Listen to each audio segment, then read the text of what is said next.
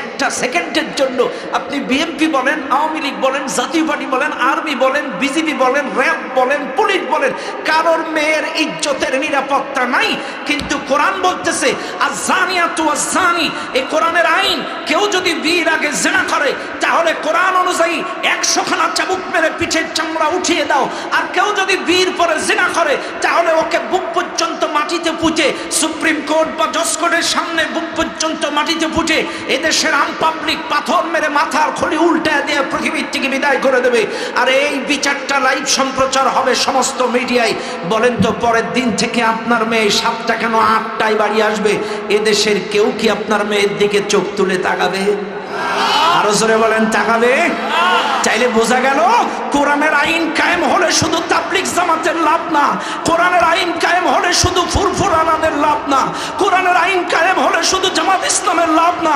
কোরআনের আইন যদি কায়েম হয়ে যায়, বিএনপি, জামাত, আওয়ামী লীগ, 4 দল 14 দল, এদেশের সকল মা বোন ইজ্জতের সাথে বাড়ি আসবে। কোন বাতিল লম্পট তাদের দিকে চোখ তুলে তাকাতে পারবে না।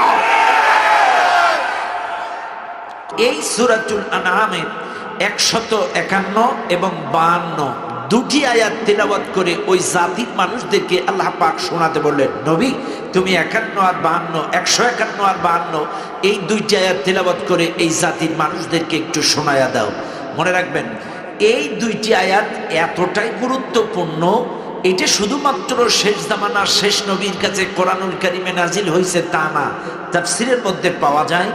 অতীতে যতগুলো আসমানি কিতাব আল্লাহ নাজিল করেছিলেন, জাবুর, ইনজিল, তাওরাত, অন্যান্য যত কিতাব আল্লাহ নাজিল করেছে, তৎকালীন সময় প্রত্যেকটা কিতাবে আল্লাহ তাদের কিতাবীয় ভাষায় এই দুইটি আয়াতের সাবজেক্টগুলো সেই জামানার মানুষের জন্য নাজিল করেছিলেন। এতটা গুরুত্বপূর্ণ আয়াত। লক্ষ্য করেন, আমি কিন্তু দুটো আয়াত তেলাওয়াত করি নাই, কারণ দুইটা আয়াতের তাফসীর করে আমি শেষ করতে পারবো না। এই জন্য আমি একটি আয়াত আপনাদের সামনে তেলাওয়াত করছি। একটি আয়াতের বিষয়ের উপরে আমি কথা বলবো ইনশাআল্লাহ। লক্ষ্য করুন, আমার নবীকে যখন আল্লাহ অর্ডার দিলেন তুমি তাদেরকে ডেকে শোনাও, আমার নবী তখন একটু উচ্চ পাথরের পরে উঠলেন। আজকে যেমন আমাদের স্টেজটা একটু উঁচু, আমরা যারা বক্তব্য দিচ্ছি একটু উচ্চ স্থানে, আপনারা একটু নিচ্চ স্থানে। যারা বক্তব্য দেয় সাধারণত তারা একটু খাড়ায়া দেয়, নাহলে টেবিলে দেয়, নাহলে মঞ্চে দেয়। কথা ঠিক না বেঠিক? তো আমার নবী আল্লাহর অর্ডারে একটু উচ্চ স্থানে উঠলেন। কুল বলো, তাল আসো। তাল মানে আসো। নবী চতুর্দিকে ইশারা করছে, চাল চাল চাল চাল চাল চাল আসো। সব দূর দূরান্তে সাহাবারা, যত দূর আমার নবীর আওয়াজ গেল, যত দূর আমার নবীর কণ্ঠ গেল, চাল চাল চাল। আমার নবীর এই কণ্ঠের আওয়াজ পেয়ে সবাই রাসূলুল্লাহ চতুর্দিক থেকে ঘিরে দাঁড়ালো এবং নবীজির এই কথা সাহাবারা প্রচার প্রসার করে যতদূর আওয়াজ গেল, সাহাবারা সব নবীজির চতুর্দিক থেকে ঘিরে দাঁড়ালো। এইবার নবীজি তাদেরকে ডেকে বলছেন, আতলু মা হাররামা রাব্বুকুম, তোমাদেরকে তেলাওয়াত করে শোনায় ওই সকল বিষয়, যেই সকল বিষয় তোমাদের রব তোমাদের জন্য হারাম করেছেন। খেয়াল করেন, প্রাথমিক পর্যায়ে নবী ডেকেছেন, এরপরে বলছেন তোমাদেরকে তেলাওয়াত করে শোনায় ওই সকল বিষয়, যেই সকল বিষয় তোমাদের রব তোমাদের জন্য হারাম করেছেন। শুনে নেন এই মাহফিলের জনগণ, হারাম কি আর হালাল কি এইটা আগে আপনাদের একটু জানায় দেই, নাইলে গুরুত্ব বুঝবেন না। আগে খেয়াল করেন, একবার আবু হুরায়রা রাদিয়াল্লাহু তাআলা আনহু এইরকম একটা মাজলিসে তিনি ওয়াজ করছেন। কি নাম? আবু হুরায়রা রাদিয়াল্লাহু তাআলা এইরকম একটা মাজলিসে তিনি ওয়াজ করছেন যে নবীজি বলেছেন যে ব্যক্তি একবার কালেমা পড়বে সে জান্নাতে চলে যাবে। এই মাজলিসের মধ্যে উপস্থিত ছিলেন হযরত ওমর রাদিয়াল্লাহু তাআলা। ওমর রাদিয়াল্লাহু তাআলা কিন্তু মাজলিসে শ্রোতাদের কাতারে বসে ওয়াজ শুনছেন। কার ওয়াজ? আবু হুরায়রার ওয়াজ। ওমর রাদিয়াল্লাহু তাআলা প্রচন্ড মেজাজি সাহাবী ছিলেন, কোনো ভুল ত্রুটি অন্যায় দেখলে টাক করে ওনার মটকা গরম হয়ে যেত। ওমর রাদিয়াল্লাহু তাআলা খাড়ায় গেছে, আবু হুরায়রা এ হাদিস তুমি কই পাইছো? বলছে এটা আমি বিশ্বনবীর কাছ থেকে শুনছি। সঙ্গে সঙ্গে ওমর রাদিয়াল্লাহু তাআলা আবু হুরায়রা জামা ধরছে, জামা ধরে রাসূলুল্লাহর কাছে নিয়ে গেছে। হুজুর, আপনি কি এই জাতীয় কোনো কথা বলেছেন যে ব্যক্তি একবার কালেমা পড়বে সে জান্নাতে যাবে? এই কথা কি আপনি বলেছেন? তখন নবীজি বলতেছে, ওমর আমি বলেছি মান ক্বালা লা ইলাহা ইল্লাল্লাহ ফাদাখালাল জান্নাহ, এ কথা আমি বলেছি। যখন ওমর রাদিয়াল্লাহু তাআলা বলছে, হুজুর মান ক্বালা লা ইলাহা ইল্লাল্লাহ দাখালাল জান্নাত দিলে জান্নাতে ঢুকে যেত, যে ব্যক্তি কালেমা পড়বে সে জান্নাতে যাবে। দাখালা ইয়াদখুলু মানে প্রবেশ করা, দাখালাল জান্নাহ বললেই তো কাম সারা। কিন্তু আপনি ফাদাখালাল জান্নাহ কেন বললেন? ফা যেখানে থাকে একটা প্রশ্ন থাকে, ফা যেখানে থাকে একটা কিন্তু থাকে, ফা যেখানে থাকে একটা অতঃপর থাকে। চাইলে আপনি দাখলাল জান্নাহ বললে তো আলহামদুলিল্লাহ আমার কোনো অবজেকশন ছিল না, কিন্তু আপনি ফাদাখলাল জান্নাহ কেন বললেন? মান ক্বালা লা ইলাহা ইল্লাল্লাহ ফাদাখলাল জান্নাহ কেন বললেন? ফার ব্যাখ্যাটা কি আমার একটু খুলে কর। তখন নবীজি বলছে, ওমর মান ক্বালা লা ইলাহা ইল্লাল্লাহ ফাদাখলাল জান্নাহ, যে ব্যক্তি কালেমা পড়বে, ফার ব্যাখ্যা হলো আন ইউহাজিরাহু মা হারামাল্লাহ, কালেমা পড়ার সাথে সাথে আল্লাহর আদেশ নিষেধ 100 যারা মানবে এরাই জান্নাতে চলে যাবে। একটু জোরে বলবেন না সুবহানাল্লাহ? আরো জোরে বলবেন না সুবহানাল্লাহ? আমি আবারও বলছি, কালেমা পড়লেই কিন্তু জান্নাতে যাওয়া যাবে। আমাদের স্বামী মুসমানও তো 72 রাকাত নামাজ পড়তো, কথা কানা? শামীম কাকু 72 রাকাত পড়তো না? আবেদ আলী এক প্রশ্ন ফাঁস করে 50 লাখ নিত, ও তো নামাজ পড়তো। ও কি জান্নাতে যাবে? এরা যাবে? খেয়াল করবেন, তাই কালেমা পড়লেই কিন্তু জান্নাতে যাওয়া যাবে না। কালেমার সাথে সাথে আল্লাহর আদেশ আর নিষেধ 100 যারা মানবে এরাই, কথা ক্লিয়ার? আবার অনেকে বলে যে না, নামাজ বেহেশতের চাবি, as-salatu miftahul জান্নাহ, সালাত বেহেশতের চাবি। হ্যাঁ, কথা ঠিক আছে, কিন্তু ব্যাখ্যা একটু বোঝার ভুল আছে। খেয়াল করবেন আপনারা। এটা চাবি দেন তো কেউ একটা। চাবি কারো কাছে চাবি নাই? চাবি ও বাজি, এই তো, হ্যাঁ সুবহানাল্লাহ, এতগুলো আর দরকার নেই। খেয়াল করেন, নামাজ বেহেশতের চাবি, এ কথা ঠিক, কিন্তু বোঝার চেষ্টা করেন। এদেশের অনেক চোর তো নামাজ পড়ে, সুদখোরও নামাজ পড়ে, ঘুষখোরও নামাজ পড়ে, জেনাখোরও নামাজ পড়ে, দুর্নীতিবাজরাও নামাজ পড়ে, পরকিয়া যারা করে হেরাও নামাজ পড়ে। এরা জান্নাতে যাবে? নামাজ বেহেশতের চাবি, তাই যদি হয় চাবি থাকলেই তো সব মোটরসাইকেলের মালিক চোর। চাবি থাকলেই যদি জান্নাত যায়, তালা খোলে চাইলে সব সিন্ধুকের মালিক চোর। চাবি থাকলেই যদি তালা খোলে চাইলে সব ব্যাংকের মালিক চোর, কথা কেনা? এ দেখেন, এটা একটা চাবি, এই চাবিতে এই সোজা অংশটা চাবি, আর এই চাবি সাইডে 1টা 2টা 3টা 4টা 5টা 6টা 7টা 8টা 9টা, দুই সাইডে 9টা ঘাট আছে। ঘাট 9টা কি? উঁচা নিচা 9টা ঘাট আছে। তাহলে সোজা অংশটা চাবি, 9টা ঘাট, এই ঘাট মিলেই কিন্তু তালা খোলে। যদি চাবিটা সোজা চাবি হইতো তালা লাগবে না ভাই, শোনা ভাই, আর কিচ্ছু লাগবে না, আলহামদুলিল্লাহ। মনে রাখবেন, সোজা অংশটা চাবি, 9টা ঘাট মিলেই তালা খোলে। বোঝার চেষ্টা করবেন, সোজা অংশটা নামাজ, আর 9টা ঘাট মিলেই রোজা, হজ, যাকাত, হারাম, হালাল, সুদ, ঘুষ, অর্থনীতি, রাজনীতি, পরিবার নীতি। উদখুলু ফিস সিলমি কাফা। আবারও শুনে নেন, সোজা অংশটা নামাজ, আর এই 9টা ঘাট হলো উদখুলু ফিস সিলমি কাফা। সব মিলাই জান্নাতের তালা খুলবে। কথা বুঝেন না আপনারা? সোজা অংশটা কি? নামাজ, আর এই ঘাটগুলো পূর্ণাঙ্গ ইসলাম। আপনার নামাজ ঠিক আছে, সুদ খাওয়া বন্ধ নাই। নামাজ ঠিক আছে, দুর্নীতি বন্ধ নাই। নামাজ ঠিক আছে, ঘুষ খাওয়া বন্ধ নাই। নামাজ ঠিক আছে, জেনা করা বন্ধ নাই। নামাজ ঠিক আছে, পরকিয়া বন্ধ নাই। তার মানে আপনাদের কাছে জান্নাতের তালা চাবি আছে, কিন্তু ঘাট নেই। আর ঘাট যেই চাবিতে না থাকে, ভূতা চাবি দিয়ে তালা খুলবে না। কথা ক্লিয়ার? কথা ক্লিয়ার? তাহলে নামাজ কিসের চাবি? আর এই ঘাটগুলো হলো পূর্ণাঙ্গ ইসলাম। অর্থনীতি, রাজনীতি, সমাজনীতি, পরিবার নীতি, রোজা, হজ, যাকাত সব মিলাইয়েই তালা খুলবে। আপনি নামাজ পড়েন, সুদও খান, নামাজ পড়েন, ঘুষও খান, চাইলে আপনাদের হিসাবে নামাজ পড়লেই যদি জান্নাতে যায়, তাহলে তো সুদখোরও জান্নাতে যাবে। কথা বলেন? চাইলে শুধুমাত্র কালেমা পড়লেই জান্নাতে যাওয়া যায় না, কালেমা পড়ার সাথে সাথে আল্লাহর সমস্ত আদেশ নিষেধগুলো মানলেই জান্নাতে যাওয়া। কথা ক্লিয়ার? ব্যাস, এইবার আসেন। তাইলে মনে রাখবেন, হারাম হালাল আমাদেরকে বুঝতে হবে। আমি যে আপনাদের সামনে তেলাওয়াত করলাম, আল্লাহ পাকের নবী বলতেছেন, আসো তোমাদেরকে তেলাওয়াত করে শোনায় ওই সকল বিষয়, যেই সকল বিষয় তোমাদের রব তোমাদের জন্য হারাম করছেন। কি হারাম করছেন খেয়াল করেন। এক নম্বরে আল্লাহ পাক বলেন, আল্লাহ তুশরিকু বিহি শাইআ। আল্লাহ নবী বলছেন, এক নম্বর তোমাদের জন্য শিরিক করা হারাম। খেয়াল করবেন, আমি জানি এই শিরকের ওয়াজ আপনাদের মুখস্থ, এটা অত্যন্ত কমন একটি ব্যাপার, কিন্তু আমি আপনাদেরকে একটু বিস্তারিত শোনাইতে চাই।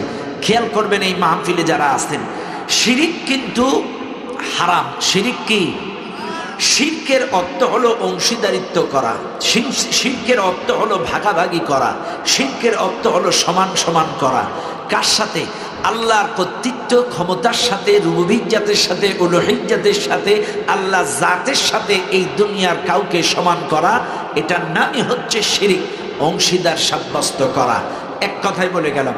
এইবার আছেন এই মাহফিলে যারা আছেন, খেয়াল করবেন, আপনারা শুধুমাত্র শুনেছেন শিরিক হারাম, কিন্তু শিরিক কত বড় গুনাহ, কত বড় খারাপ একটু লক্ষ্য করেন। আমি সংক্ষিপ্ত সময় একটু বুঝাই দেই। শুনে নেন দুনিয়ার মানুষ, আল্লাহ পাক ডাক দিয়ে বলে, বান্দা শোনো, এই দুনিয়ায় যত গুনাহ আছে, চুরি করা গুনাহ, জিনা করা গুনাহ, মার্ডার করা গুনাহ, যত গুনাহ এই পৃথিবীর মধ্যে আছে, সবচাইতে বড় গুনাহর নাম আল্লাহর সঙ্গে শিরিক করা। ইন্নাশ শিরকা লাযুলমুন আযীম। শিরিক হচ্ছে সবচাইতে বড় গুনাহ, সবচাইতে বড় জুলম। এই মাহফিলে যারা আছেন, চাইলে আমরা বুঝলাম যত গুনাহ আছে সবচাইতে বড় গুনাহর নাম কি? 2। আল্লাহ পাক বলেন, চুরি করলে আমি আল্লাহ মাফ করতে পারি, জিনা করলে আমি মাফ করতে পারি, মার্ডার করলে তওবার মতো তওবা করলে মাফ করতে পারি, যদি কোনো মিথ্যা বলে ফেলে তওবার মতো তওবা করলে আমি মাফ করতে পারি। কিন্তু কোনো মানুষ আমার সাথে যদি অংশীদার সাব্যস্ত করে, এই অংশীদারের গুনাহ আমি আল্লাহ মাফ করব না। ইন্নাল্লাহা লা ইয়াগফিরু আন ইউশরাকা বিহি ওয়া ইয়াগফিরু মা দুনা যালিকা লিমান ইয়াশা। আল্লাহ পাক বলছেন, অন্যান্য গুনাহ আমি আল্লাহ যাকে ইচ্ছা তাকে মাফ করব, কিন্তু আমার সাথে অংশীদার সাব্যস্ত করার গুনাহ কাউকে ক্ষমা। ব্যাস, চাইলে একটা পেলাম। এইবার আসেন, এইবার মাহফিলের জনগণ শুনে নেন, আপনি 50 বছর নামাজ পড়েন, তাহাজ্জুদ পড়েন, কোরআন পড়েন, 40 বছর নামাজ পড়েন, রোজা করেন, হজ করেন, যাকাত দেন, 60 বছর নামাজ পড়েন, রোজা করেন, যাকাত দেন, 40 বছর পরে আপনি বাই চান্স জিনা করে ফেলেছেন, 40 বছর পরে বাই চান্স মিথ্যা বলে ফেলেছেন, 50 বছর ইবাদত বন্দেগী করার পরে আপনি বাই চান্স কোনো গুনাহ করে ফেলেছেন। আল্লাহর নবী বলেন, 40 বছর পরে জিনা করলে, মিথ্যা বললে, অথবা চুরি করে ফেললে, গুনাহ করে ফেললে, এই দুনিয়ার কোনো মানুষের পেছনে 40 বছরের ইবাদত, নামাজ, রোজা, হজ, যাকাত গুলো বরবাদ হয়ে যায় না, নষ্ট হয়ে যায় না। কিন্তু আল্লাহ পাক বলেন, কোন মানুষ যদি আমার সঙ্গে শিরিক করে, লাইন আশরাকতা লায়াহবাতান্না আমালুকা ওয়া লাতাকুনান্না মিনাল খাসিরিন, বান্দা যদি আল্লাহর সঙ্গে শিরিক করে, তার জিন্দেগীর সমস্ত আমল বরবাদ, সব শেষ, আপনার কোনো আমল থাকবে না। আল্লাহর সঙ্গে যদি শিরিক করেন, জিন্দেগীর সমস্ত আমল বরবাদ, সব শেষ। শুধু তাই নয়, আল্লাহ আরো বলেন, মান ইউশরিক বিল্লাহি ফাকাদ হারামাল্লাহু আলাইহিল জান্নাতা ওয়া মাওয়াহুন নার। আল্লাহর সঙ্গে যদি কেউ শিরিক করে, তার জন্য জান্নাত হারাম। কি হারাম? কি হারাম? জান্নাত, তার আবাসস্থল হবে জাহান্নাম। শুনে নেন মানুষেরা, চাইলে নামাজ পড়ার পরেও, রোজা করার পরেও, হজ করার পরেও, তাহাজ্জুদ পড়ার পরেও আল্লাহর সঙ্গে যদি কেউ শিরকে লিপ্ত হয়, আল্লাহ পাক বলেন ওই বান্দার জন্য আমার জান্নাত হারাম, ওর আবাসস্থল হবে জাহান্নাম। তাইলে আসেন, আমি বুঝালাম সংক্ষিপ্তভাবে এটা কত বড় হারাম। শিরিক করলে সবচাইতে বড় গুনাহ, শিরিক করলে গুনাহ মাফ হয় না, শিরিক করলে জান্নাত হারাম, শিরিক করলে জীবনের সব আমল বরবাদ। এটা আমি গুরুত্ব বুঝালাম কত বড় গুনাহ। এইবার আসেন আপনাদেরকে বোঝায় শিরিক কত প্রকার। এই মাহফিলে যারা আছেন একটু খেয়াল করেন। ও দুনিয়ার মানুষ, প্রাথমিক পর্যায়ে শিরিক দুই প্রকার। এক নাম্বার শিরকে আকবার, আর এক নাম্বার শিরকে আসগার। একটা বড় শিরিক, একটা ছোট শিরিক। এই মাহফিলের জনগণ ভালো করে লক্ষ্য করেন, বড় শিরিক কোনগুলা, ছোট শিরিক কোনগুলা, একটা একটা করে আপনাদের ধরায়া দেই। মনে রাখবেন মুসলমানেরা, এক নাম্বার বড় শিরকের আওতায় যেটা, সেটা হলো শিরিক ফিজ জাত। শিরিক ফিজ জাত, আল্লাহ জাতের সাথে শিরিক করা। আচ্ছা, আল্লাহ জাতের সাথে শিরিক কোনটা বুঝেন আপনারা? বুঝেননি? আল্লাহ জাত কি? আল্লাহ জাতের সাথে, শোনেন না, যে গুনাহ করলে জান্নাত হারাম, যে গুনাহ করলে আল্লাহ মাফ করবে না, যে গুনাহ করলে আপনার জীবনের সমস্ত আমল বরবাদ, যে গুনাহ করলে জান্নাত হারাম, সেই গুনাহটার বিস্তারিত জানার দরকার আছে না? তাহলে এক নাম্বার আল্লাহ জাতের সাথে শিরিক। আল্লাহ জাত কি খেয়াল করেন। এই গুনাহটা বিশেষ করে মুসলমানরা খুব বেশি করে না। এটা ম্যাক্সিমাম শতকরায় 80% করে বিজাতীয় বিধর্মী যারা। যেমন কেউ যদি মনে করে আল্লাহর ছেলে আছে, মেয়ে আছে, মা আছে, বাবা আছে, আল্লাহর স্ত্রী আছে, এমন যদি কেউ মনে করে, এইটা হলো আল্লাহ জাতের সাথে শিরিক। এটা কার সাথে শিরিক? আল্লাহ জাতের সাথে শিরিক। এটা সবচাইতে বড় শিরিক। কারণ এটা যদি কেউ বলে, আল্লাহ প্রচন্ড রাগান্বিত হন, আল্লাহ রেগে টকবক করেন।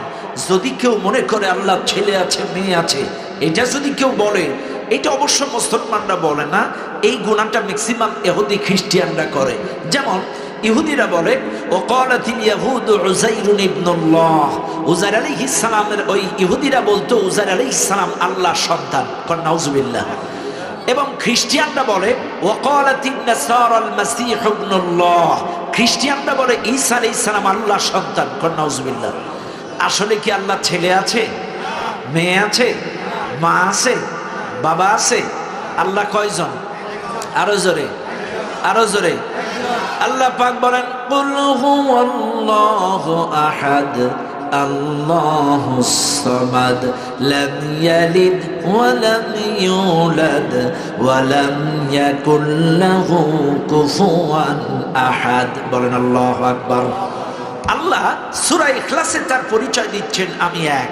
সুবহানাল্লাহ বলেন। আল্লাহ কয়জন? আরো জোরে, জোর হলো না, সবাই বলেন আল্লাহ কয়জন? আরো জোরে। ব্যাস, আল্লাহ বলছেন আমাকে কেউ জন্ম দেয়নি, আমিও কাউকে জন্ম দেইনি, আমি কারোর মুখাপেক্ষী নয়। আল্লাহ তার নিজের পরিচয় সূরা ইখলাসে দিয়েছেন। আল্লাহ আরেক জায়গায় বলেন, লাউ কানা ফীহিমা আলিহাতুন ইল্লাল্লাহু লাফাসাদাতা ফাসুবহানাল্লাহি রাব্বিল আরশি আম্মা ইয়াসিফুন। আল্লাহ পাক আরেক জায়গায় বলেন, আমি ছাড়াও যদি একাধিক ইলাহ থাকতো, সব ধ্বংসস্তূপে পরিণত হয়ে যেত। কাজে ওরা যে কালিমা দেয়, ওরা যে কলঙ্ক দেয়, ওদের এই কালিমা কলঙ্ক থেকে আমি আল্লাহ পুত পবিত্র। চিৎকার মেরে বলেন সুবহানাল্লাহ। চাইলে আল্লাহ এক। আল্লাহ কয়জন? চাইলে মনে রাখবেন, কেউ যদি এই কথা মনে করে আল্লাহ ছেলে আছে, মেয়ে আছে, যেমন বেজাতিরা, বেধর্মী যারা, এদের কিন্তু শেষ নাই। ওদের প্রভু আছে, প্রভুর বউ আছে, প্রভুর মেয়ে আছে, একাধিক ওদের যেগুলো যারা আকৃতি দিয়ে ওরা দেখায় যেটা আর কি, এটা কিন্তু ওরা ধারণা করে যে এটা প্রভু, এটা প্রভুর বউ, এটা প্রভুর মেয়ে, এটা ছেলে, এগুলো এটা বলে। এদের এক একটা নামও আছে, যেটা আমি বলতে চাচ্ছি না, আপনারা বুঝতে পারতেছেন খুব বেশি। কিন্তু আল্লাহ বলছেন, এটা যদি কেউ মনে করে বা বলে, এটা সবচাইতে বড় শিরিক, আমার জাতের সাথে শিরিক। এটার নাম হচ্ছে শিরক ফি জাত। তাহলে খেয়াল করবেন, এক নাম্বার আল্লাহ জাতের সাথে শিরিক।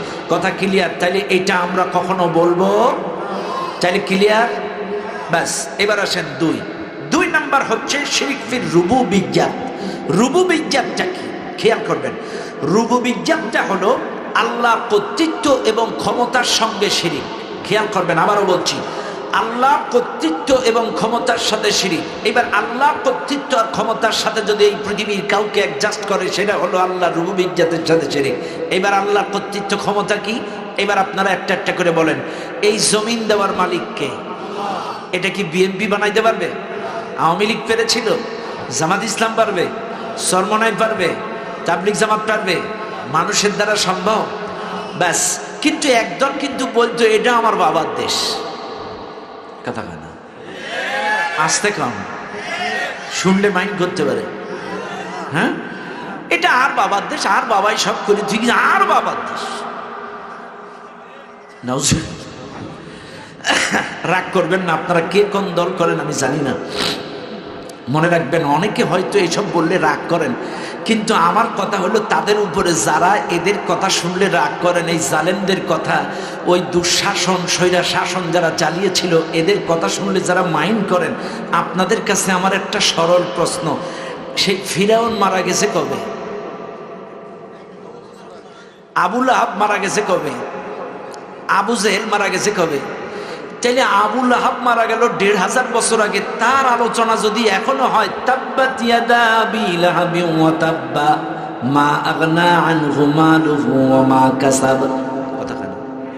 তাইলে আবু জেহেল মারা গেছে ১৫০০ বছর আগে, তাইলে এই আবু লাহাব মারা গেছে ১৫০০ বছর আগে। তাইলে আবু লাহাবের কথা শুনলে কেউ রাগ করেন না, আবু জেহেলের কথা শুনলে কেউ রাগ করেন না। কাদাবি আলী ফিরাউন, ওয়াকালা ফিরাউন, মুসা ফিরাউন, নমরুদ ইব্রাহিম, কারুন ফিরাউন, এগুলো শুনলে কেউ রাগ করেন না। চাইলে এদের কথা শুনলে রাগ করেন কেন? তাইলে কি তলে তলে ওরা আপনাদের মামু খালু? তাইলে মাইন্ড করেন কিনলে? যারা রাগ করবেন তাইলে এরা ফিরাউনের কথাগুলো কোরআন থেকে কেটে দেন, আবু লাহাবের সূরাটা কোরআন থেকে কেটে দেন। কিয়ামত পর্যন্ত এই পৃথিবীতে আবু লাহাবের তাফসীর হবে, এই সূরা তেলাওয়াত হবে। কিয়ামত পর্যন্ত ফিরাউনের কথা আলোচনা হবে, আবু জেহেলের কথা আলোচনা হবে। কারণ আল্লাহ পাক বলে দিয়েছে, শোনো, এই জাতির মানুষ যেন কিয়ামত পর্যন্ত ফিরাউন, নমরুদ, কারুন, জালেমদের জুলুমের পরিণতি, তাদের কর্মকাণ্ড ভুলে না যায়। জন্য তোমরা বেশি বেশি করে তাফসীর করে ব্যাখ্যা করে এই জাতির মানুষদেরকে শোনাও। কাজে এদের কথা আল্লাহ কোরআনে যদি দিতে পারে, ১৫০০ বছর আগে মারা গেছে আবু লাহাব, তার কথা যদি কোরআনে এখনো তেলাওয়াত হয়, ব্যাখ্যা হয়, তাফসীর হয়, তাহলে এই ১৬ বছরে যারা স্বৈরা শাসন চালিয়েছে, জুলুম করেছে, এদের কথাও সহজে ছেড়ে দেওয়া যাবে না। প্রত্যেকটা মাহফিলে আলোচনা করা লাগবে।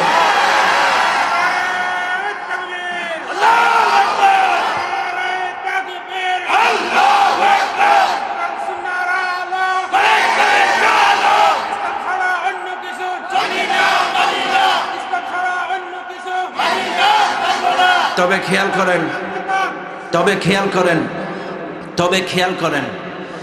খেয়াল করেন, মানুষ চিরকাল চিরদিন ভুল পথে ভুল মতে থাকে না।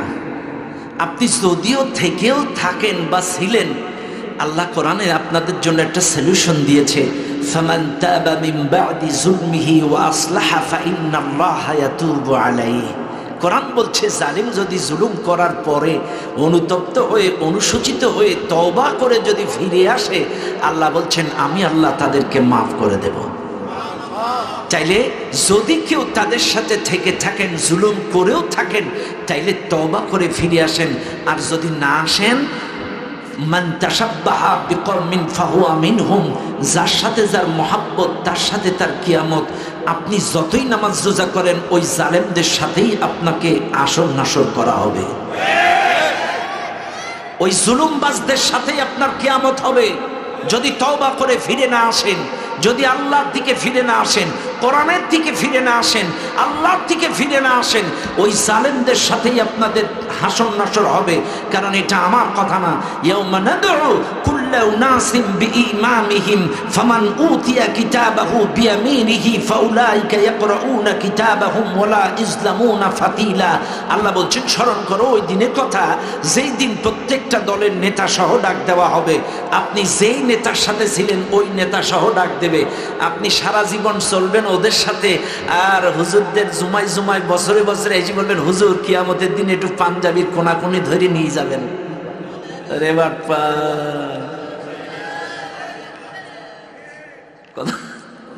কথা কন না কেন? তুমি সারা জীবন জুলুমবাজদের সাথে, জালেমদের সাথে, আর মরে গেলে এই মরার মাঝে মাঝে একটু মসজিদে আসে, ওই জুমাই জুমাই এসে বলে, হুজুর আপনার রুমালটা ধরে একটু নিয়ে যেন। কথা কানা? বলে না বলে না?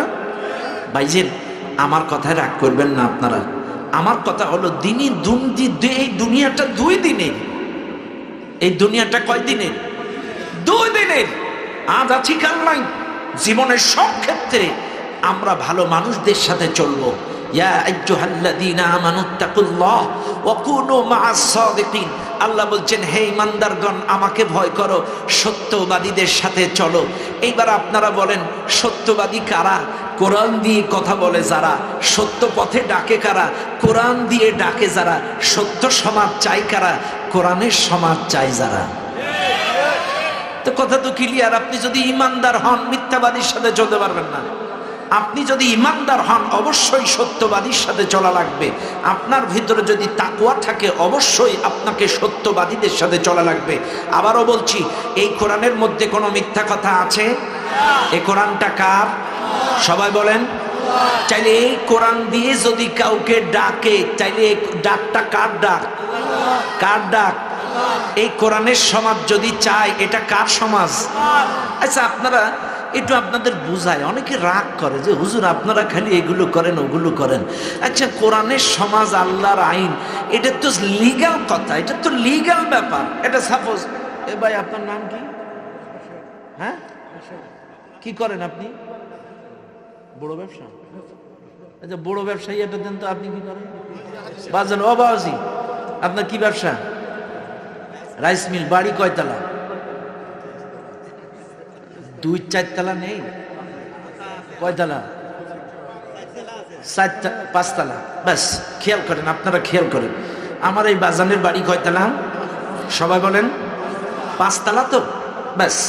এখন আমি যদি বাবাজিরে বলি, বাবাজি আমি মাহফিলের প্রধান মেহমান, প্রধান মুফাসসির, আমি আজকের থেকে আপনার বাড়ির মাতব্বারি করব। আমার কথায় আপনি উঠবেন, বসবেন। এই বাড়ির সমস্ত সদস্যবৃন্দ, আপনার ছেলে, আপনার মেয়ে, সব লোক আমার কথায় উঠবে, আমার কথায় বসবে, আমার আইন এই বাড়ি চলবে। বাবাজি মেনে নেবে না? কেন মানবে না? বাড়িটা কার? বউ কার? বাচ্চা কার? বানাইছে কে? আচ্ছা বলেন, এইবার ওই বাড়িতে কি মাতব্বারি চলবে কার? ওনার। আমার আইন কি মানবে উনি? আমি যদি জোর করে চালাই, আমার নাকের বাউন্ডারি রাখবে? আপনার আলোচনা মাইকে ভালো আসিল, আর বাড়ি না। কথা কেনা? চাইলে ওনার বাড়ি, ওনার ঘর, ওনার বউ, ওনার বাচ্চা, ওই বাড়ি ওনার মাতব্বারি চলবে, আমার মাতব্বারি চলবে না, আমার আইন চলবে না। এবার উনি যদি আমার এলাকায় যে আমার বাড়ি মাতব্বারি করে, আমি মেনে নেব? কথা ক্লিয়ার? ব্যাস, এইবার আপনারা বলেন, চাইলে ওনার 5 তলায় যদি আমার মাতব্বারি না চলে, আমার বাড়িতে যদি ওনার মাতব্বারি না চলে, চাইলে আল্লাহ বলছেন, আলা লাহুল খালকু ওয়াল আমর। এই জমিন সৃষ্টি করছে কে? আরো জোরে কান কে? এই জমিনে আইন চলবে কার? এই সহজ জিনিসটা কেন বুঝেন না? ওনার বাড়ি যদি আমার আইন না চলে, আমার মাতব্বারি না চলে, চাইলে এই জমিন আল্লাহর, আসমান আল্লাহর, এই জমিনে আল্লাহর আইন ব্যতীত অন্য কারোর আইন চলতে পারে না। এই সাধারণ জিনিসটা কেন বুঝেন না? এটা একটা সাধারণ জিনিস। ওনার বাড়ি যদি আমার আইন না চলে, আমার বাড়ি যদি ওনার আইন না চলে, এই জমিন আল্লাহর, আসমান আল্লাহ, এই জমিনে আল্লাহ ব্যতীত অন্য কারোর আইন চলতে, এই সহজ জিনিসটা কেন বুঝেন না? কেন বুঝেন না? আমরা তো এর অতিরিক্ত কিচ্ছু বলি না। আমরা একটাই কথা বলি, সৎ শাসক চাই। আল্লাহর আইন চাই, সৎ শাসক চাই। আল্লাহর আইন চাই, সৎ শাসক চাই। আল্লাহর আইন চাই, সৎ শাসক চাই।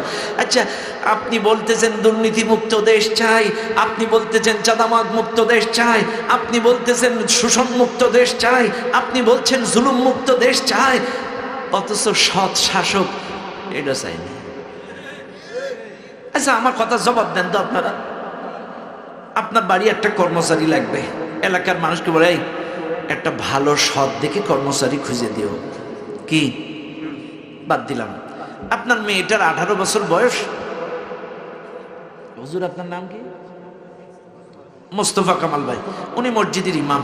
এখন উনি এসে বলতেছে, হুজুর আমার মেয়েটা 18 বছর বয়স, গ্রোথ ভালো, চেহারা ছবি খারাপ না, বিয়ে দেওয়ার বয়স হয়েছে, আপনি একটা ভালো সৎ ইসলামিক মাইন্ডের ছেলে খুঁজে দেবেন। আচ্ছা ঠিক আছে, বাদ দিলাম। এইবার আপনার একটা ব্যবসায়িক পার্টনার দরকার। করোনার সময় ধরা খাইছেন, এবার একটা পার্টনারে ব্যবসা করা লাগবে, কারণ এখন একটু অর্থনৈতিক অবস্থা খারাপ। ভাই, আমার একটা সৎ ভালো লোক পার্টনার খুঁজে দিও, সৎ পার্টনার। তো আমার প্রশ্ন একটাই, আপনার পার্টনারটা সৎ, আপনার জামাইটা সৎ, আপনার কর্মচারী সৎ, তো এ দেশের শাসকটাও সৎ হোক, এতে আপনার সমস্যা কোথায়? কথা বলছেন আপনারা? আপনার জামাইয়ের বেলায় সৎ খুঁজলেন, সৎ জামাই। আপনার পার্টনারের বেলায় সৎ খুঁজলেন, সৎ পার্টনার। আপনার কর্মচারীর বেলায় সৎ কর্মচারী। কথা কেনা? মসজিদে একটা হুজুর নিয়োগ দেবেন, সৎ হুজুর। মাদ্রাসায় একটা হুজুর নিয়োগ দেবেন, সৎ হুজুর। চাইলে এ দেশের যিনি রাষ্ট্রনায়ক হবেন লোকটাও যদি সৎ হয়, আমাদের কোনো আপত্তি আছে? তো কথা তো ক্লিয়ার, সবার কথা তো তাহলে এক। আচ্ছা গেল, চাইলে সৎ শাসকের ব্যাপারে আমাদের কোনো দ্বিমত। এইবার আসেন আল্লাহর আইন। আল্লাহর আইন যদি কায়েম হয়, কারোর কি কোনো ক্ষতি আছে? এখন আপনারা বলবেন হিন্দুদের কি হবে? এখন আসেন আপনারাই বলেন, আল্লাহ যখন আকাশ থেকে বৃষ্টি বর্ষণ করে, ওয়া আনজালা মিনাস সামাই মাআ, আল্লাহ যখন আসমান থেকে বৃষ্টি বর্ষণ করে, কি শুধু কি মুসলমানের জমিতে দেয়, না হিন্দুদের জমিতেও দেয়? কথা কানা? সবার জমিতে দেয়? ব্যাস, তাই তো কথা নেই। আল্লাহর বিচারে যদি আল্লাহ বৃষ্টি বর্ষণ করলে সেটা যদি হিন্দু মুসলিম খ্রিস্টানের জমি, সবার জমিতে যদি বৃষ্টি বর্ষণ হয়, তাহলে কোরআনের আইন কায়েম হলে ওরা ক্ষতিতে থাকবে। কথা আপনাদের কে শিখালো? ওরাই সবচেয়ে নিরাপদে থাকবে। শোনেন, আজকে আপনি বিএনপি করেন, জাতীয় পার্টি করেন, চারদল করেন, জামাত করেন, আমি জানি না, এটা আপনার ব্যক্তিগত ব্যাপার।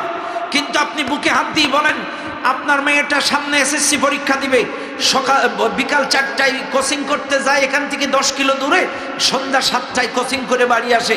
আপনি বলেন তো দেশের অবস্থা তো খুব ভালো, ওর কি কেউ আনা লাগে, না আপনি ওর মেয়ে একা একা আসে? কেন? দেশ তো এখন স্বাধীন, আনা লাগবে কেন? এ কথা কেন? দেশ তো স্বাধীন, আনা লাগবে কেন? কোনো বিশ্বাস আছে? কোনো নিরাপত্তা আছে? মা বাপের মনে এরকম করে, আমার মেয়েটা নিরাপদে বাড়ি আসবে তো, মনের মধ্যে এরকম করে। এই জন্য আপনি যে বসে থাকেন, আপনার বউ যে বসে থাকে, আপনার ভাই যে বসে থাকে, নিরাপদে সাথে করে মোটরসাইকেলে করে বাড়ি আনেন। কারণ এই দেশের একটা সেকেন্ডের জন্য আপনার মেয়ের ইজ্জতের কোনো নিরাপত্তা নাই। যতই স্বাধীন হোক আর না হোক, 71 সালের পর থেকে এই 54 বছরে এমন কোনো নিরাপত্তা এই দেশে মহিলাদের ইজ্জতের নাই। আরে এই কয়দিন আগে আমার এলাকায় 3তে পড়া একটা মেয়ে ধর্ষণ হয়েছে, ধর্ষণ করে ওরে পুকুরের মধ্যে হাত পা বেঁধে ছেড়ে দিয়েছে। এর আগে এক জায়গায় আমাদের খুলনা বিভাগের মধ্যে 67 বৎসরের একটা বৃদ্ধ মহিলা ধর্ষণের শিকার হয়েছে। কয়দিন আগে 67 বৎসরের বৃদ্ধ মহিলা ধর্ষণ। কোরআনের আইন যদি কায়েম হয়, এটা শুধু হুজুরদের লাভ না, আপনাদেরও লাভ, সবার লাভ। আমার মেয়ে, আপনার মেয়ে, আপনার বউ, আমার বউ নিরাপদে বাইরে বেরোবে, কেউ চোখ তুলে তাকাবে না। আজকে কেন আমরা এই কথা বলি? কেন বলি আল্লাহর আইন? কেন বলি আল্লাহর আইন? একটি কারণ আল্লাহর আইন যদি কায়েম হয়ে যায়, শুধু হুজুরেরা প্রতিষ্ঠা হবে না, এদেশের সকল মানুষ প্রতিষ্ঠা হয়ে যাবে। এদেশের সকল মানুষ প্রতিষ্ঠা হয়ে যাবে। কেন বুঝেন না? আজকে আপনারা বুকে হাত দিয়ে বলেন, কুমিল্লা বাস টার্মিনাল মসজিদে জুম্মার নামাজ পড়েন, আপনারা নামাজ পড়েন রাজধানী ঢাকায়, বলেন তো জুতার টেনশনে দোয়া হয়? যে দেশে জুতার টেনশনে নামাজের দোয়া কালাম পড়তে পারে না, দেখেন না, আমি দেখছি, আমি নিজে চোখে বলছি, বাস্তব অভিজ্ঞতার কথা বলছি। আত্তাহিয়াতু লিল্লাহি ওয়াসসালাতু ওয়াত-তাইয়্যিবাতু আসসালামু আলাইকুম রাহমাত। জুতোর বাক্সর দিকে তাকাইবেন, আল্লাহুম্মা সাল্লি আলা মুহাম্মাদ ওয়া আলা আলি মুহাম্মাদ কামা সাল্লাইতা আলা ইব্রাহিম। এই আমারও গত এই কক্সবাজার উখিয়া উপজেলা থেকে আমার নিজের জুতা 4700 টাকা দিয়ে কিনছি। ওমা, এক সপ্তাহ করতে পারিনি, ওয়াশ করে দেখি আর জুতা নেই। তাহলে আর জুতা নাই, যে হুজুরের গ্যারান্টি নেই, তাহলে ওয়াজ করে লাভ কি? কিন্তু কোরআন বলতেছে, শোনো না, শোনেন, ভালো করে শোনেন, আজকে যদি এই কোরআনের আইন কায়েম হয়ে যায়, আস-সারিকু ওয়াস-সারিকাতু, চোর চুরি করলে চোরের হাত কেটে দাও, একটা চোরের হাত কেটে যদি সুপ্রিম কোর্টের সামনে এটা 71 টিভি, সময় টিভি লাইভ সম্প্রচার করে, পরের দিন থেকে সাইকেল চোর, রিক্সা চোর, রড চোর, গাড়ি চোর, ব্রিজ চোর, কালভার্ট চোর, সব চোর ভালো হয়ে যাবে। তাইলে আল্লাহর আইন চাই, সৎ লোকের শাসন চাই, এটা আমরা কেন বলি? এটা আমাদের কারণে না, এটা আপনাদেরও লাভ। কথা বলেন ঠিক না বেটি? কাজী মনে রাখবেন, জমিন যার, আর যদি আইন না চালান, হ্যাঁ 1971 সাল থেকে এই 54 বছরে যেরকম চলেছে এখনো তাই চলবে। মারামারি, কাটাকাটি, এক্সচেঞ্জ হবে, হাত বদল হবে, মাগার না। কথা বলেন নাই? কথা ক্লিয়ার? রাগ করবেন না আমার কথায়, কথাগুলো বেরেন দিয়ে খাটান। ভাইরে, মোটর সাইকেল আছে কার? হাত তোলেন তো। আপনার কি মোটর সাইকেল? হ্যাঁ, টিভিএস, হিরো স্প্লেন্ডার। আচ্ছা বাদ দিলাম, একটু আগে এই বিল্ডিং এ একটা জেনারেটর চলছিল না? চলছিল। আচ্ছা আপনারা বলেন তো, জেনারেটরের ট্যাঙ্কি কয়টা? জেনারেটরের ট্যাঙ্কি দুইটা। কয়টা? একটা তেল, একটা পানি। একটা তেল, এটা পানি। তেল দিলে ইঞ্জিন চলে, পানি দিলে ইঞ্জিন ঠান্ডা থাকে। এখন আপনারা চিন্তা করতেছেন, এটা হচ্ছে এই যে জেনারেটর যে বানাইছে এটা তার ফর্মুলা, তেলের ট্যাঙ্কিতে তেল, পানির ট্যাঙ্কিতে পানি। কিন্তু আমরা কুমিল্লার সাবেক অর্থমন্ত্রী এলাকার লোক, আমরা কি ওনার স্টাইলে চালাবো? আমরা অর্থমন্ত্রী এলাকার লোক, আমরা আমাদের স্টাইলে চালাবো। এই পানির ট্যাঙ্কিতে তেল, তেলের ট্যাঙ্কিতে পানি। চলবে না? কেন চলবে না? ইঞ্জিনটা বানাইছে কে? ইঞ্জিন যারা বানাইছে তারা কিন্তু বলে দিয়েছে তেলের ট্যাঙ্কিতে তেল, পানির ট্যাঙ্কি পানি, ইঞ্জিন চলবে। আপনারা উল্টাপাল্টা করলে ইঞ্জিন যেমন চলে না। এইবার আপনারা বলেন, এই 3.5 হাত ইঞ্জিনটা বানাইছে কে? আরো জোরে বলেন কে? চাইলে এই ইঞ্জিনটা ভালো থাকবে কি করে, এটা কে ভালো জানে? আল্লাহ বলছে, এই ইঞ্জিনটা ভালো রাখার জন্য আমি আল্লাহ তোমাদের জন্য একটা গাইডলাইন দিয়েছি। এই কোরআন দিয়ে যদি ব্যক্তি জীবন, পারিবারিক জীবন, রাজনৈতিক জীবন, রাষ্ট্রীয় জীবন চালাইতে পারো, এই ইঞ্জিনটা ভালো থাকবে, ঠান্ডা থাকবে, কোনো সমস্যা নাই। আর যখনই এটা বাদ দিই, মানব রচিত ওই যে পানির ট্যাঙ্কিতে তেল, তেলের ট্যাঙ্কিতে পানি, তখনই এটা গাড় গাড় করবে, গরম হবে, বাস্ট হবে। আজকের বাংলাদেশের এই ইঞ্জিন ঠান্ডা রাখতে গেলে আল্লাহ এই কোরআন দিয়েছে। এই কোরআন দিয়ে ব্যক্তি জীবন, পারিবারিক জীবন, রাষ্ট্রীয় জীবন যদি চালাইতে পারো, এই ইঞ্জিন ঠান্ডা থাকবে, শীতল থাকবে, ভালোভাবে চলবে। অন্যথায় এই ইঞ্জিন ভালোভাবে চলতে পারে? কথা ক্লিয়ার? বাস। ও দুনিয়ার মানুষ, 2 নম্বর শিরিক আমি বুঝাচ্ছিলাম, আল্লাহর রুবুবিয়্যাতের সঙ্গে শিরিক। বলেন তো, জমিন দেওয়ার মালিক কে? আসমান দেওয়ার মালিক কে? জীবন দেওয়ার মালিক কে? মৃত্যু দেওয়ার মালিক কে? সন্তান দেওয়ার মালিক কে? ক্ষমতা দেওয়ার মালিক কে? রোগ মুক্ত করার মালিক কে? রিজিক দেওয়ার মালিক কে? এগুলো হলো আল্লাহর ক্ষমতা, আল্লাহর কর্তৃত্ব। এইগুলো যদি কেউ এই দুনিয়ার মানুষের সাথে অ্যাডজাস্ট করে, এটা আল্লাহর রুবুবিয়্যাতের সঙ্গে শিরিক, আল্লাহর কর্তৃত্ব ক্ষমতার সঙ্গে শিরিক। এবার মিলাইয়া নেন, 1 নম্বরে জবাব দেন, রোগ মুক্ত করার মালিক কে? আরো ধরে। কিন্তু ম্যাক্সিমাম ডায়াবেটিসের রোগীরা সেটা বিশ্বাস করে না। আমার কথা রাগ করেন না, আমি অনার্থক অযৌক্তিক কথা বলি না। আমার কথাগুলো বোঝার চেষ্টা করবেন। রোগ মুক্ত করার মালিক। এখন ডাক্তার বলেছে তোমার ডায়াবেটিস 18 পয়েন্ট, দৈনন্দিন 5 কিলোমিটার করে হাঁটা লাগবে। এদেশের অনেক মানুষ আছে ডাক্তারের পরামর্শে 5 কিলোমিটার 5টার থেকে হাঁটে, ভোর 5টার থেকে 5 কিলো হাঁটে, কিন্তু সকাল 6টায় ফজরের জামাত, কপাল পোড়া নামাজে যায় না। তাহলে বিশ্বাসটা আল্লাহর পরে না ডাক্তারের পর? কথা কয় না। তাহলে তো ধরা খাইছেন। আমার কথা কি মিলছে? তাহলে রোগ মুক্ত করার মালিক ডাক্তার না আল্লাহ? তাহলে ডাক্তারের কথায় 5টার থেকে হাঁটেন, কেন মসজিদে যান না? الصلاة خير من النوم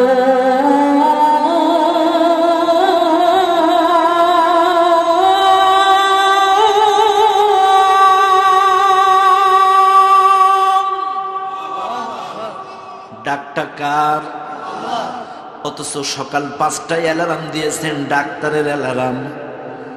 ডাক্তারের অ্যালার্মে আপনি হেঁটে চলে গেলেন 5 কিলো, কিন্তু আল্লাহর ডাকে মসজিদে যে সেজদা দিলেন না।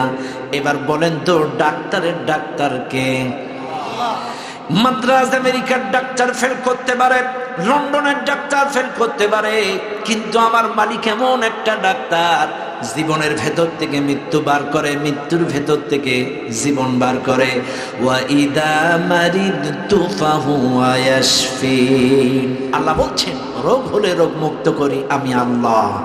জোরে বলেন কে? আমাদের দেশে অনেকেই বলে ডাক্তার ভগবান, ভাগ্যিস সময় মতো ডাক্তার আসছিল, না আর মা বাঁচত না।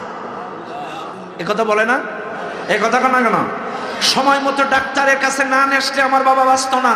ঠিক ভাগ্যিস সময় মতো আসছিল, না যে অবস্থা আর বাবা বাঁচত না। ভাগ্যিস সময় মতো ডাক্তার আসছিল। নাউজুবিল্লাহ বলেন। ডাক্তার কি বাঁচানোর মালিক? ডাক্তার কি ভগবান? বাঁচানোর মালিক কে? আরো জোরে বলেন কে? সুস্থ করার মালিক কে? চাইলে এই কথা কখনোই বলবেন না। আরো এদেশের মানুষ কত বড় খারাপ দেখেন, কথার মাধ্যমে শিরিক। এরা বলে হুজুর একটু দোয়া করেন, আমার বাবা মৃত্যুর সাথে পাঞ্জা লড়তেছে। মানে কি আজরাইলের সাথে লড়তেছে?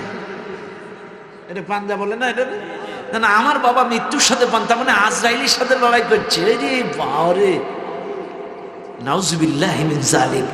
আপনি বলবেন আমার বাবা অসুস্থ অবস্থায় আছে, দোয়া করেন, দোয়া করেন। আপনি এই কথা কেন বলেন যে মৃত্যুর সাথে পাঞ্জা লড়ছে? কথাগুলো হিসাব করে বলবেন। এটা অবশ্যই গুনার কথা, এগুলো অবশ্যই কুফরি কথাবার্তা। কারণ মৃত্যুর সাথে পাঞ্জা লড়ার ক্ষমতা মানুষের নাই নাই। ওমা কানা লিনাফসিন আন তামুতা ইল্লা বিইذনিল্লাহি কিতাবাম মুআজ্জালা। আল্লাহর অর্ডার ব্যতীত নির্দিষ্ট সময় ছাড়া কারোর মৃত্যু হবে না। আল্লাহর অর্ডার হলে ইদা জা আজালুহুম লা ইস্তাখিরুনা সাআতান ওয়া লা ইস্তাকদিমুন। 1 সেকেন্ড কমানো বা বাড়ানোর ক্ষমতা এই পৃথিবীর কাউকে দেবে না, কাউকে দেবে না। কাজে এই জাতীয় কথা কখনোই বলবেন না। চাইলে রোগ মুক্ত করার মালিক আল্লাহ। তবে হ্যাঁ, সাম্প্রতিক সময়ে আমাদের মামাদের সাথে একটু সম্পর্কের অবনতির কারণে অনেক রোগীরা এখন ইন্ডিয়ায় যাইতে পারিতেছে না। কথা কন না কেন? রাগ করিবেন না, আমি বোঝানোর জন্য বলছি। কারণ আমার শ্বশুর বাড়ির আত্মীয় স্বজন ওই বাড়ি ছাই গোষ্ঠী, ওরা যুদ্ধের পরে এবারে এসেছিল আর যায়নি, কিন্তু সব আত্মীয় স্বজন ওই বাড়ি। খেয়াল করেন, তাই বলে আমি ভারতের দালালি করব না, বোঝানোর জন্য বলছি। আজকে মামারা আমাদের বিরুদ্ধে উঠে পড়ে লেগে গিয়েছে। দেখবেন ওদের মিডিয়া দিয়ে বিভিন্ন কায়দায় আমাদের পিছনে লেগেছে। আমি তদন্ত করে করে করে করে দেখলাম ওরা আমাদের পিছনে লাগার কারণ কি। তখন দেখলাম কোরআন, ওয়ালান তারদা আনকাল ইয়াহুদু ওয়ালান নাসারা হাত্তা তাত্তাবিআ মিল্লাতাহুম। কোরআন বলতেছে, সূরাতুল বাকারা, কোরআন বলতেছে আপনারা যখন অর্থনীতি, রাজনীতি, সমাজনীতি, সংস্কৃতি, শিক্ষানীতি এগুলোতে তাদের ইত্তেবা, অনুসরণ, অনুকরণ না করবেন, তখন আপনার পরে তারা খুশি থাকবে না। এটা কার কথা? আল্লাহর কোরআন 1 নম্বর পারার 19 নম্বর পৃষ্ঠা, 1 নম্বর পারার 19 নম্বর পৃষ্ঠা শোনেন, 18 নম্বর পৃষ্ঠা। এই যে ওয়ালান তারদা আনকাল ইয়াহুদু ওয়ালান নাসারা হাত্তা তাত্তাবিআ মিল্লাতাহুম। অর্থনীতি, রাজনীতি, সংস্কৃতি, শিক্ষানীতি গোটা কিছুতে যদি যখন ওদের ইত্তেবা, অনুসরণ না করবেন, তখনই ওরা আপনাদের পরে অসন্তুষ্ট হয়ে যাবে, তখনই আপনার বিরুদ্ধে ষড়যন্ত্র করবে। আজকে দেখেন শিক্ষানীতিতে মামুদের ইত্তেবা নেই, আগে ছিল। 24-এর প্রথমে 35,000 কোটি টাকা দিয়ে বই ছাপাইছিল মামাদের দেশ থেকে। রাগ করবেন না, 35,000 কোটি টাকা দিয়ে বই ছাপাইছিল মামুদের দেশ থেকে। মামুরা মনের তুলি দিয়ে ওদের আমাদের শিক্ষানীতির মধ্যে ওদের সংস্কৃতি, ওদের সভ্যতা ঢুকাই দিয়েছিল। কি ঢুকাইছিল? সমকামিতা ঢুকিয়ে দিয়েছিল। মুসলমানের বইয়ের মধ্যে প্রতিমার ছবি ঢুকিয়ে দিয়েছিল। এরপরে দাখিল মাদ্রাসার বইয়ের মধ্যে ঢোল তবলা নৃত্য গান ঢুকিয়ে দিয়েছিল। এগুলো কারা করেছিল? ওই মামারা। কিন্তু এই 25 সেশনের বই কিন্তু মামাদের দেশ থেকে আসতেছে না, এই জন্য জলে। কথা খান, এমনি এমনি জ্বলে না। 35,000 কোটি টাকা দিয়ে বই ওখান থেকে ছাপাইছিল, আর শিক্ষানীতিতে মনে তুলি দিয়ে ওরা ওদের সভ্যতা সংস্কৃতি সব ঢুকাইয়া দিছিল, কিন্তু এবছর আর ওদের দিতে পারেনি। এই জন্য মামুদের জ্বলে। কথা কন না? 2, শিক্ষানীতিতে তাহলে মামুদের ইত্তেবা নাই। 2, অর্থনীতিতে মামুদের সাথে আমাদের সম্পর্ক এখন ভালো যাচ্ছে না। কথা কন না কেন? খেয়াল করেন, অর্থনীতিতে মামুদের সাথে ভালো যাচ্ছে না। কেন যাচ্ছে না? পেঁয়াজ আসতো ওখান থেকে, চিনি আসতো ওখান থেকে, ঝাল আসতো ওখান থেকে, কি করে এখন আসতেছে চীন থেকে, রাশিয়া থেকে, পাকিস্তান থেকে। এই জন্য মামুদের জ্বলে। কথা কন। এইবার আসেন, এটা তো পেঁয়াজ রসুন ঝালের কথা বললাম। এইবার আসেন, আমাদের দেশে যারা ইউরোপীয় ইউনিয়নের 27টা দেশে যাইতো, তাদের মাসের পর মাস দিল্লিতে যাইয়ে বসে থেকে শুয়ে থেকে মাসের পর মাস থেকে 27টা দেশের ভিসা করা লাগতো দিল্লিতে শুয়ে থেকে। কিন্তু আমার কাকু ইউনুস কাকু, কি কাকু আল্লাহ দিয়েছে, যখন যারে দিলে মানায় ঠিক তারই দিছে। এক ডাকে 27টা রাষ্ট্রদূত এসে হাজির, বলছে না আমরা দিল্লি থেকে ভিসা করব না, বাংলাদেশ থেকে 27টা দেশের ভিসা দেওয়া লাগবে। অলরেডি কাজ শুরু হয়ে গেছে। এই জন্য জ্বলে। কথা কন না কেন? এমনি এমনি জ্বলে না। এই যে 27টা দেশের ভিসা আগে আমাদের দেশ থেকে হইতো, কিন্তু এখন বাংলাদেশ থেকেই হবে। সুবহানাল্লাহ খান। ব্যাস।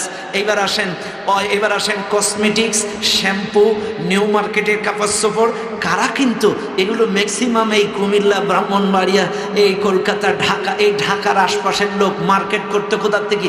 নিউ মার্কেট থেকে। মার্কেট করতে করতে মুম্বাই থেকে। এখন আর আমাদের দেশের কেউ মার্কেট করতে কলকাতায় যাচ্ছে না। এখন হাতে হ্যারিকেন উঠে গিয়েছে, 25%, 30% ডিসকাউন্ট। হসপিটালগুলোতে এখন আর রুগী নাই, 30% ডিসকাউন্ট। ওই যে ময়ূখ রঞ্জন রিপাবলিক বাংলার সাংবাদিক, ওর বাড়িতে অলরেডি কৃষকেরা আগুন জ্বালায় দিছে।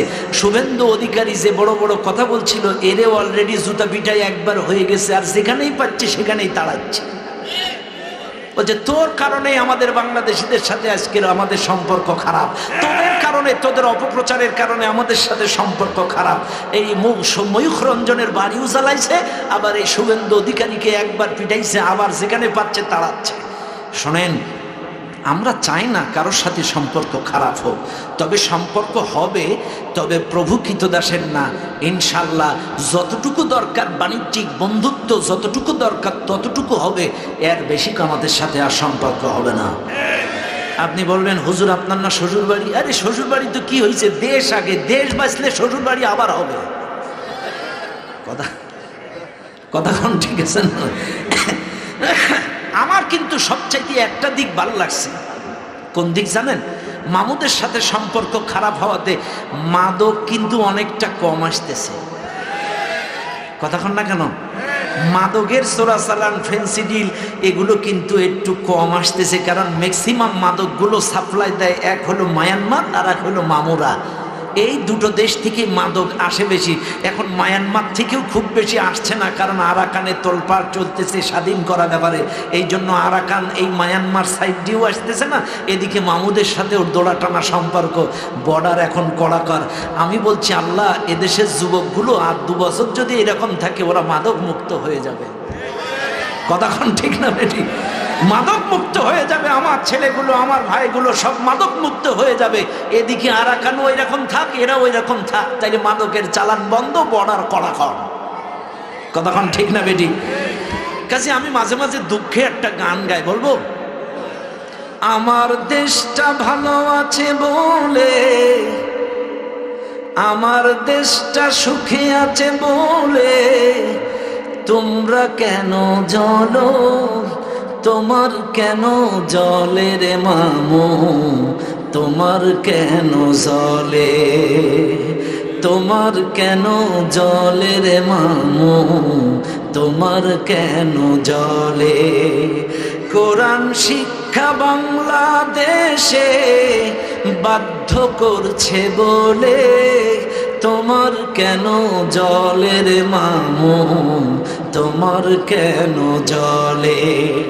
শয়তানে কি জালে আগুন, শয়তানে কি জালে আগুন, তোমারই বগলে, তোমার কেন জলে রে মামু, তোমার কেন জলে। কথা কন ঠিক না বেটি? বাবা আমার যে কথা বলতে যে কথাগুলো আসলো একটু বেশি বলে ফেললাম আর কি। এটা শুধু ডাক্তারের কথা বলতে যে এসে গেছে। আমার দেশের অসংখ্য লোক চিকিৎসার জন্য ইন্ডিয়ায় যাইতো, এখন আর যেতে পারছে না। শোনেন, বিশ্বাস করেন, আমি ভারতের বিভিন্ন প্রদেশে ঘুরে ঘুরে দেখেছি আমাদের দেশের ডাক্তার ভালো, আমাদের দেশের হসপিটালের চিকিৎসা ব্যবস্থা ভালো, আমাদের দেশের পরীক্ষা নিরীক্ষার ডায়াগনস্টিক সেন্টারের মেশিনপাতি ভালো, আমার দেশের মেডিসিনের মানও ভালো। কিন্তু এরা যায় কেন বিদেশ বলে, আর যায় কেন ওদের দেশের ডাক্তারদের ব্যবহার ভালো, আর আমাদের দেশের ডাক্তাররা ম্যাক্সিমাম শতকরায় 95টা এরা নীতিভ্রষ্ট, এরা ব্যবসায়ী, কমিশনের আশায়। আপনার কাছে একটা রুগী যাবে, কি সমস্যা বলেন, যান এই 27টা পরীক্ষা করিয়ে আসেন। 27টা পরীক্ষা করে এখান থেকে কমিশন পাবে মিনিমাম 10,000 টাকা। এইভাবে যদি 50টা রুগী দেখতে পারে আর 27টা করে পরীক্ষা দেয়, কতগুলো কমিশন। আর আমার দেশের রিপ্রেজেন্টেটিভ যারা, ওরা তো ডাক্তারদের বাড়ি সব শাড়ি সাবান সুটা বদনা পর্যন্ত এরাই কিনে দেয়। এ কথা কেন কেন? বদনাগুলো এই রিপ্রেজেন্টেটিভরা কিনে দেয়। ডাক্তারের বদনাও যদি এরা দেয়, ডাক্তার তো লেখবে। এ কথা কেন? রাগ করবেন না, আমি নিজে বলছি, আমার এই পায়ের ইনজুরি ছিল, আমার পা অ্যাক্সিডেন্ট করে এই পা খারাপ ছিল। আমি গেছি এক ডাক্তার, এর নামটা বিশ্বজিৎ রায়। এই ডাক্তার, আমি কলকাতায় যখন প্রথম গেছি 2006 সালের দিকে, আমি সেই হসপিটাল খুঁজে পাচ্ছি না, ঋত্বিক নার্সিং হোম আমি খুঁজে পাই না। আমি খুঁজতেছি 1 ঘন্টা ধরে খুঁজতেছি, পাই না। ডাক্তারের যে সময় ছিল 9টা থেকে 11টা, সময় ওভার হয়ে গেছে, এখন পাই না। ডাক্তার বলছে আপনি অ্যাকুরেট আছেন কোন জায়গায়? তিনি একজন প্রফেসর, তিনি বলছে আপনি যেখানে আছেন ওখানে দাঁড়ান, জায়গার নাম বলেন। বললাম, উনি হেঁটে এসে আমাকে এখান থেকে নিয়ে যেয়ে ওনার বাসায় চিকিৎসা দিয়েছে। উনি হেঁটে এসে আমাকে নিয়ে ওনার বাসায় চিকিৎসা দিয়েছে। তার ব্যবহার কি, আচরণ কি, আমাকে নিয়ে গেল। আর সবচেয়ে বড় বিষয়, ওরা আগে আপনার কথাগুলো মনোযোগ সহকারে শুনবে, এরপরে শুনে বুঝে দেখে এবার যদি বলে যে ভাইজান আমি তো আপনার এই রোগটা বুঝতেছি না, আমি আপনাকে করতে পারছি না, আপনি এই স্পেশালিস্ট অন্য কাউকে দেখান, সাথে সাথে ট্রান্সফার করে দেয়। কিন্তু আমার দেশের ডাক্তারেরা ট্রান্সফার করবে না, লিখতে ওই রোগীর জমি জায়গা ভিটা বাড়ি বিক্রি করবে, তারপরেও রোগী ছাড়বে না। কাজে আপনাদেরকে বলছি, ও দেশের ডাক্তারেরা, আপনারাও নীতিবান হয়ে যান। 30টা রুগী দেখার দরকার নেই, 10টা রুগী দেখেন, মনোযোগ সহকারে রুগীর কথাগুলো শোনেন। যতটুকু পরীক্ষা দরকার রোগ নির্ণয় করতে যে, ততটুকু পরীক্ষা দেন। অন্যায়ভাবে কমিশন খাওয়ার আশায় আপনি রোগীকে বিনা কারণে 27টা পরীক্ষা দেবেন না। আপনারা ভালো হয়ে যান, দেখবেন এই দেশের রুগীগুলো আর বিদেশে যাবে না। এ কথা না কেন? এই দেশের রোগীগুলো আর বাইরে যাবে না। এদেশের ডাক্তারদের আচরণ ভালো করতে হবে, রোগীদেরকে সময় দিয়ে রোগীর কথা শুনতে হবে, বিনা কারণে কোনো পরীক্ষা নিরীক্ষা করতে দেওয়া যাবে না। যতটুকু দরকার এতটুকু। কথা ক্লিয়ার? ব্যাস, রাগ করেন না বাপ। কষ্ট পাচ্ছেন নাকি আপনারা? আপনাদের ওদিকে প্রধান অতিথি যদি আবার কষ্ট পায়, বোঝেন না? আমরা তো বিশেষ অতিথি, প্রধান অতিথি তবারক।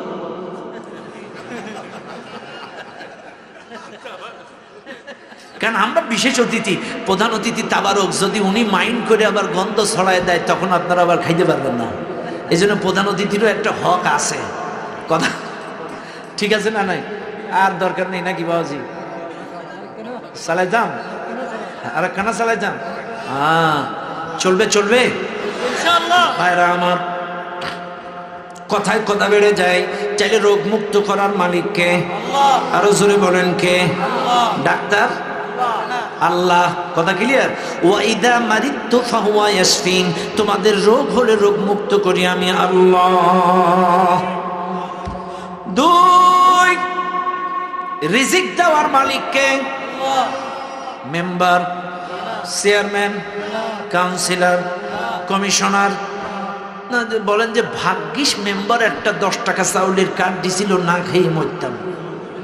ভাগ্যিস একটা শিশু ভাতা, বয়স্ক ভাতার কার্ড দিছিল, বিধবা ভাতার কার্ড দিছিল, নাইলে কি খেতাম। বলে না বলে না? এটাই হচ্ছে আল্লাহর কর্তৃত্ব ক্ষমতার সঙ্গে শিরিক। এই দুনিয়ার কেউ মানুষ যদি মেম্বার চেয়ারম্যানকে বলায় যে ওরা কার্ড দিছিল বলে বেঁচে আছি, ওরা বয়স্ক ভাতার কার্ড দিছিল বলে বেঁচে আছি, আল্লাহর কসম এটাই শিরিক। কারণ রিজিক দেওয়ার মালিক মালিক ওয়াল্লাযী হুয়া ইউতঈমুনি ওয়া ইয়াসকিন। তোমাদেরকে রিজিক দেই আমি আল্লাহ। ওমা মিন দাব্বাতিন ফিল আরদি ইল্লা আলাল্লাহি রিজকুহা। রিজিকের মালিক কে? মানুষ মানুষকে খাওয়াইতে পারে না। কে বলেছে? শোনেন, ভাত না খাইলেও দুদিন মানুষ বাঁচে, কিন্তু বলেন দুদিন যদি মানুষের অক্সিজেন বন্ধ হয়ে যায় মানুষ বাঁচবে না। 2 মিনিট 2 মিনিটও না, অনেকে তো 2 মিনিট থাকে না, 1 মিনিটই কাম সারা। বাইরে চাইলে মানুষ ভাত না খাইলেও বাঁচে, কিন্তু 1টা মিনিট যদি আল্লাহ অক্সিজেন বন্ধ করে দেয় এই মানুষগুলো আর বাঁচবে? বাঁচবে বাঁচবে বাঁচবে? তাইলে এবার বলেন, এবার আপনাদেরকে একটু ধরায় দেই। এখানে করোনা রোগী হয়েছিল, কারোর করোনা রোগ হয়েছিল? ওবাজি হয়েছিল নি? হ্যাঁ, আমি ওনারা দিয়ে দিই উদাহরণটা। মনে করেন ওনার করোনা হয়েছিল, হসপিটালে নিছিল, অক্সিজেন 1 ঘন্টায় কত বিল নিছিল? ওবাজি অক্সিজেনের বিল 1 ঘন্টায় কত টাকা নিছিল? কয় দিনের অক্সিজেনের বিল? সব মিলাই। আচ্ছা, আমি এটার একটু ভাগ দিই, যেহেতু মেডিসিন ওর মধ্যে ছিল। আমি কথার কথা ধরতেছি। 1 ঘন্টার অক্সিজেন 200 টাকা, 1 দিনের অক্সিজেন 4800 টাকা, 1 মাসের অক্সিজেন 1,44,000 টাকা, 1 বছরের অক্সিজেন 17,28,000 টাকা। এইবার বলেন, চাইলে উনি, হ্যাঁ ওই দেখেন ওনার তাহলে ঘন্টায় 600। এই শিগগিরি ক্যালকুলেটার ধরো, একটা স্মার্ট বয় ক্যালকুলেটার ধরো, স্মার্ট বয় ধরেন ঘন্টায় 600, তাহলে দিনে কত হচ্ছে? 48 ঘন্টায় কত? 6 গুণ 48, 600 গুণ 48 দিয়েছেন কত হয়েছে? একদিনের অক্সিজেন 28,800। এইবার 1 মাসের ধরেন 28,800 গুণ 30, 8,64,000। এইবার এইটারে 12 মাস দেন, 12 দিয়ে গুণ দেন,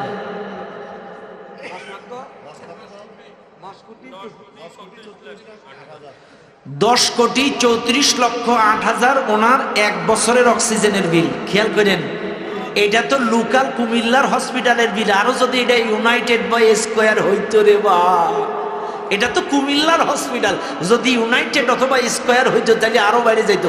চাইলে 1 বছরের অক্সিজেন যদি 10,34,00,000 হয়, বাঁচলেও পরিশোধ করা লাগছে, মরলেও পরিশোধ করা লাগতো।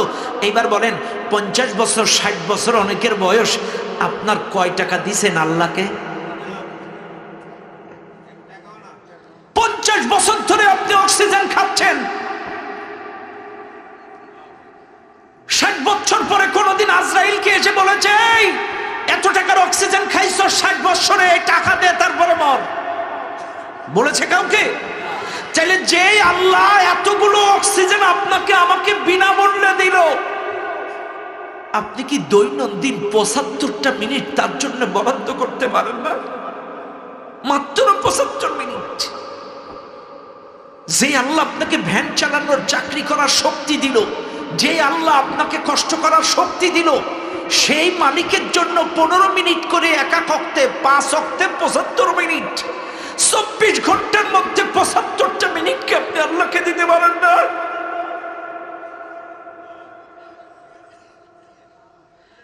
এক বছরের অক্সিজেন যদি 10 কোটি টাকা হয়, আপনারা বুকে হাত দেন, এই অক্সিজেন যদি কিনে কিনে খেতে হতো কয়জনা পারতেন?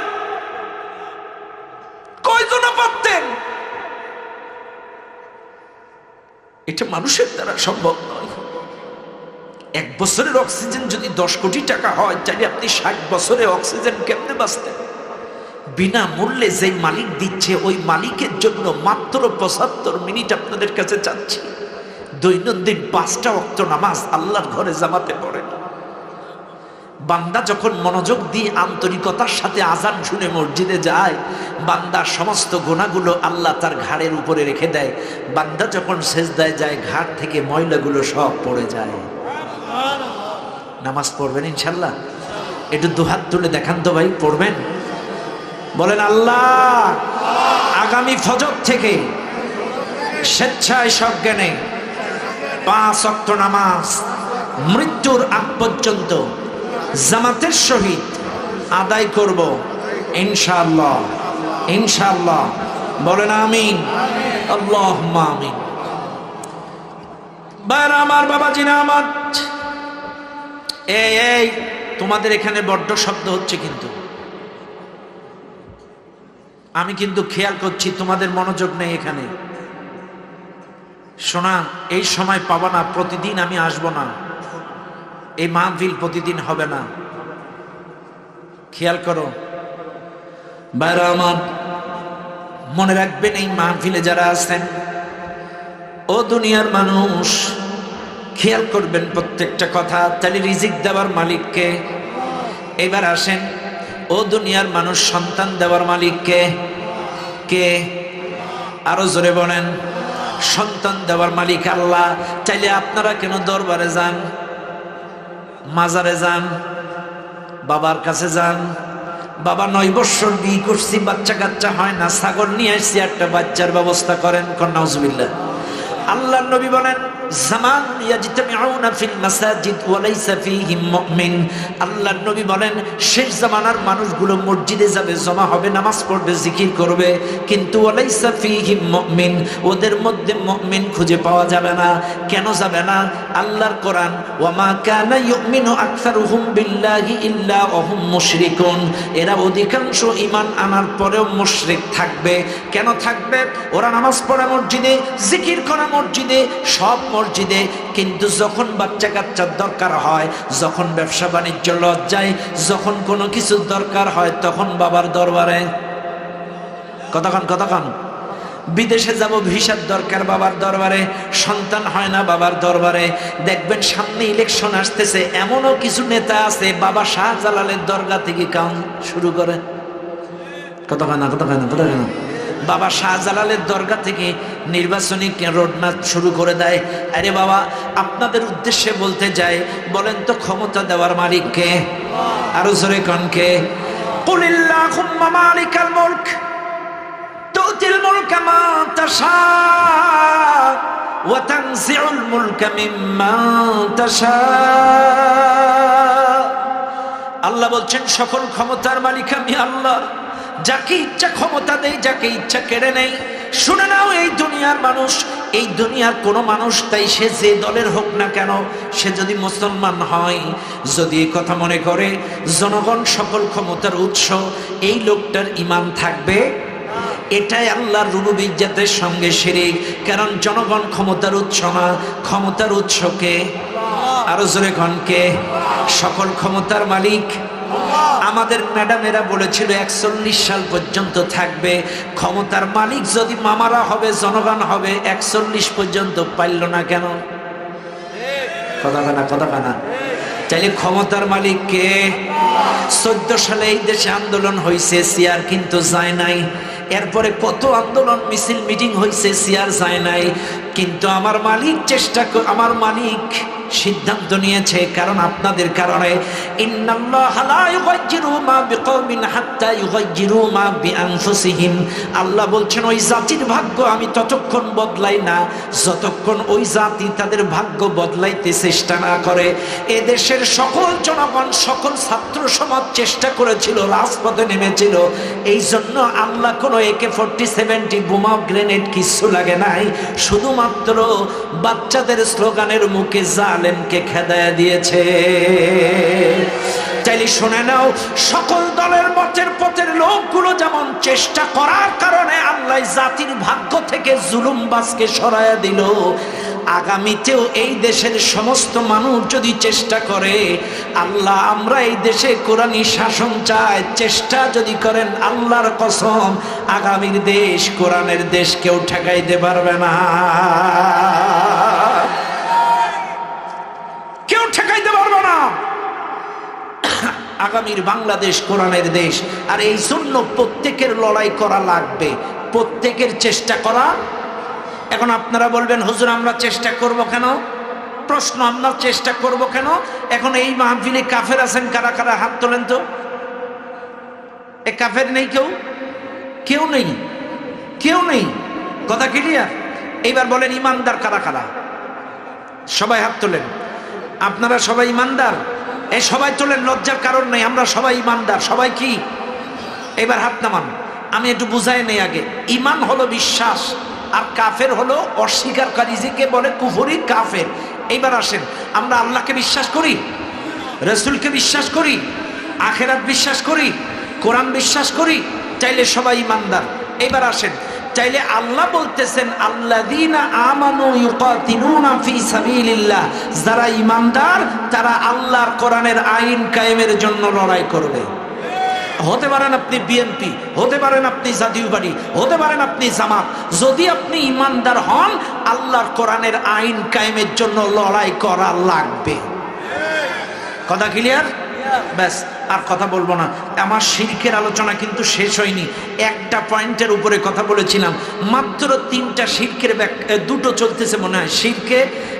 শিরিক ফি জাত, শিরিক ফি রুবুবিয়্যাত, অনেক শিরকের শাখা প্রশাখা ব্যাখ্যা বিশ্লেষণ ছিল। যাই হোক, যতটুকু বলেছি, যা বলেছি, প্রত্যেকটা কথা আল্লাহ তাআলা আপনাকে আমাকে বাস্তব জীবনে প্র্যাকটিক্যালি আমল করে এহকালের শান্তি, পরকালের মুক্তি অর্জন করার তৌফিক দান করুন। চিৎকার মেরে বলেন আল্লাহুম্মা আমিন। আরো জোরে বলেন আল্লাহুম্মা আমিন।